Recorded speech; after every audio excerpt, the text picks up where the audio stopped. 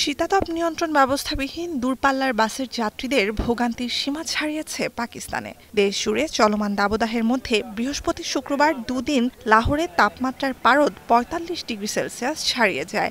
গেল সপ্তাহে মৌসুমের সর্বোচ্চ তাপমাত্রা ৫২.২ ডিগ্রি সেলসিয়াস রেকর্ড করা হয় সিন্ধু প্রদেশে। गर्मी से बचाव के लिए ये है कि इनकी विंडो वगैरह ओपन रहती हैं, जिससे हवा वगैरह आती रहती है और पानी वगैरह यूज़ कर लेते हैं। अब मुश्किल है, अब एसी अफोर्ड नहीं कर सकते, इसलिए फिर गर्मी तो लगती है लेकिन बर्दाश्त करना पड़ती है।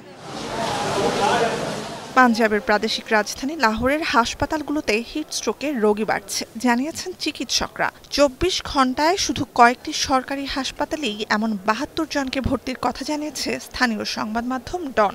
উচ্চ তাপমাত্রা আর শুষ্ক বাতাসে প্রদেশটিতে দাবানল ছড়িয়ে পড়ছে বেশ কয়েক জায়গায়। প্রতিবেশী দেশ ভারতেও বিভিন্ন প্রদেশে গেল ২-৩ দিনেই গরমজনিত অসুস্থতায় মৃতের সংখ্যা ১০০ ছাড়িয়েছে।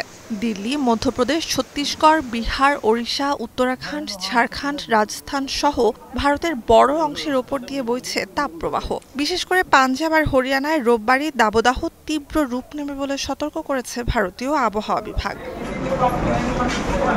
গেল মাসে ১০টির বেশি তাপপ্রবাহ বয়ে গেছে ভারতের বিস্তীর্ণ অঞ্চলের ওপর দিয়ে। চলতি মাসও ব্যতিক্রম হবে না বলছেন আবহাওয়াবিদরা। সংখ্যার সাথে স্থায়িত্ব আর গরমের তীব্রতাও বাড়ছে। নজিরবিহীন দাবদাহ পরিস্থিতির জন্য খামখেয়ালি আবহাওয়াকে দায়ী করেছেন বিশেষজ্ঞরা। That is what I consider that these all the catastrophe and imbalance which is happening. প্রশান্ত মহাসাগর উষ্ণ হয়ে উঠলে সৃষ্টি হয় এল নিনো আবহাওয়া পরিস্থিতি, যার ফলে ভারতীয় উপমহাদেশ শুষ্ক হয়ে ওঠে। অন্যদিকে প্রশান্ত মহাসাগরে শীতল তাপমাত্রায় দেখা দেয় লা নিনা। এল নিনো থেকে লা নিনায় পরিবর্তনকালে বিরূপ আবহাওয়ার কবলে পড়ে এশিয়ার কয়েকশো কোটি বাসিন্দা। নুজহাত কামাল, এখন বিশ্ব। ওয়ালটন ফ্রিজ কিনে অনেকের মতো আপনিও হয়ে যেতে পারেন মিলেনিয়াল।